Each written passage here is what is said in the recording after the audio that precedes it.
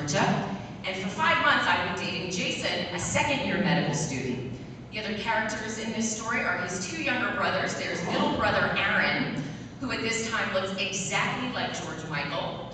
And he was the one you wanted to go home with in Athens. Thankfully, I never did. Aaron is the one that introduced us. And then there's youngest brother Seth, who at this time is 19 and a heap of trouble. He's been kicked out of school, he's gotten DUIs, he actively hates his parents with the burning intensity of 1,000 suns. You've all met a guy like Seth. Then there's their dad, Jim, a perfectly nice guy, but a man who has slowly seceded ownership of his balls to his wife over the years. And then there is their mother, Diane. Oops, sorry. You hear her name. My friends in the audience have often heard me refer to her as a psychotic hose beast. For she is. She hated me before she ever even met me because she had heard that I had hooked up with a friend of Aaron's, also that I was from the north and that I was Jewish. Now she's from the Midwest. They went and moved to Atlanta. It wasn't until 1978 that this woman had Chinese food or met a Jew.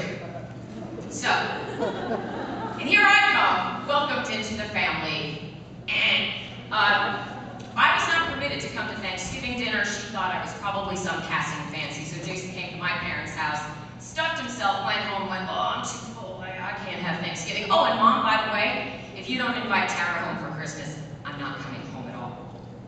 Now, Diane's not a woman who responds well to ultimatums, but the gauntlet has been thrown down, and I'm caught in the middle of this battle between mother and oldest son. And everybody in the house knows it, especially me. So I show up on time, dressed nicely with a beautiful gift. I bought a crystal glass bowl, filled it with beautiful chocolates, wrapped it, put a bow on it, put a note on it. Dear Mr. and Mrs. Carney, thank you so much for letting me join you in your Christmas celebration. I hope this is the first of many to come.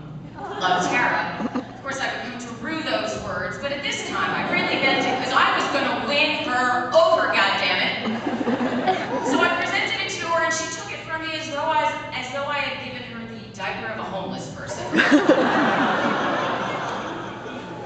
Never saw that bowl again. Jason disappeared into the TV room with his dad, and the brothers were out back somewhere, and as you could guess, I said, is there anything I can do to help?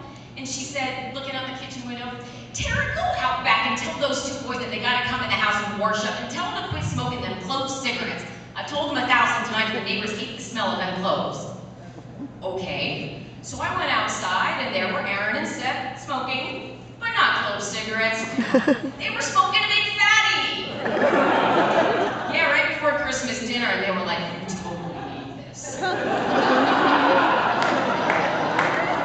And while it's true that I probably have never needed a joint more before or since, I decline. The woman already hates me. I can't sit at her Christmas table baked to the eyeballs.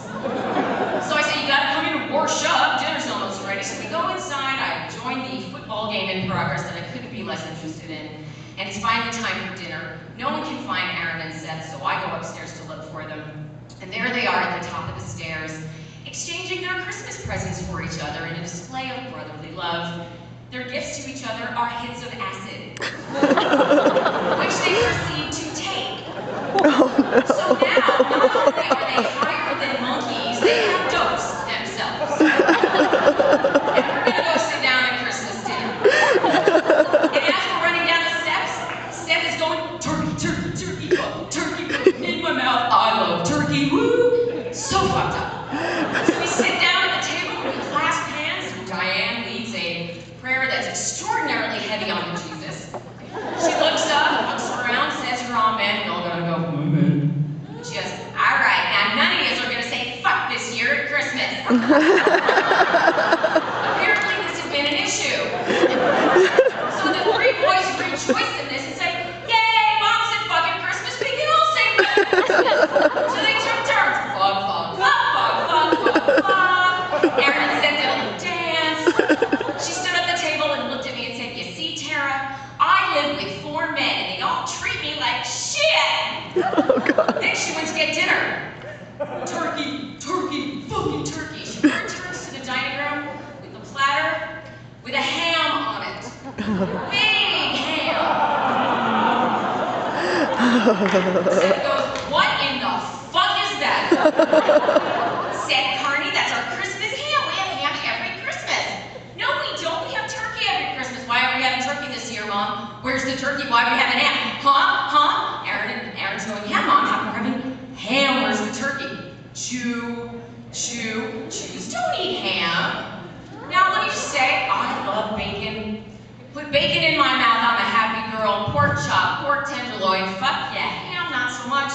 But I was damned, I was gonna eat that fucking piece of ham every bite.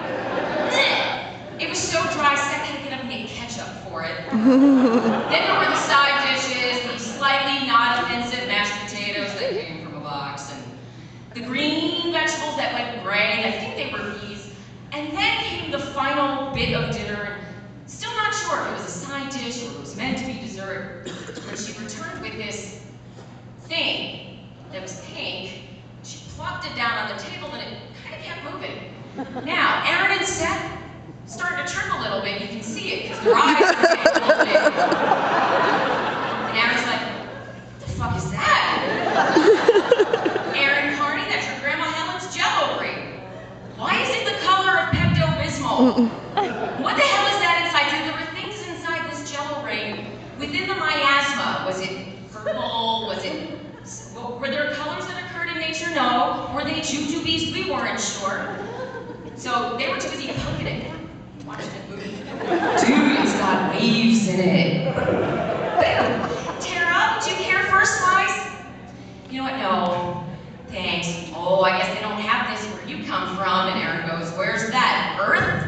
So they decided that the best thing to do would be to just kind of kill it with their hands and kind of let it fall and drip. Yeah. So Diane decides dinner's over. And Seth says, does Domino's deliver? Because we were all fucking starving still. But Diane moves this along. This little party is now going into the living room because we're going to take the Carney family Christmas photo, which the boys love just about as much as they love their mother herself. She makes them do this every year, but this year, guess who gets to be the photographer, so she's not in any of the pictures. So Tara, make sure we're all in, Tara. Mom, how come Tara's not in any of the pictures? How come you don't have Tara in the pictures? So, don't you want to have, Mom, why don't you take a picture of you and Tara alone? That'd be great. So to avoid this, she suddenly notices that the Christmas music that's been playing all day has ceased. Now, of all the people in the house to dispatch to the CD player, she could make a better choice, but she chooses Seth to change the music for us. And this was not a wise choice because, you know, a son who loves his mother might go and put the best of Perry Como on, but this is Seth. Seth hates his mother, so he instead chooses an album by the actor and well-known freakazoid known as Crispin Glover. Hello, McFly, you're insane. And the particular song that he chooses is an ode to the art of self-loving. Yeah. So we're all in the living room, and I'm looking through the camera, and you know, if it had been a viewfinder to my future, maybe I would have seen what was coming for me. The extra large sweater that she bought me, the reused towels, the time that she called me a slut on my own driveway, all of that in the future. Me too blinded by love to see that this is a seriously bad situation for me. Seth returns, the music begins to play, and I'm thinking, all over the world, this scene is being repeated in home after home. The roaring fire, the stockings hung by the chimney with care, the attractive family getting their photo. And in those homes, perhaps they're being serenaded as well. But they're hearing, I don't know, Silent Night, or Oh Little Town of Bethlehem. But in the Carney household, in Dunwoody, Georgia, Christmas night, 1991, this is what we heard. Women are sweet and girls are honey, but beat your meat and save your money.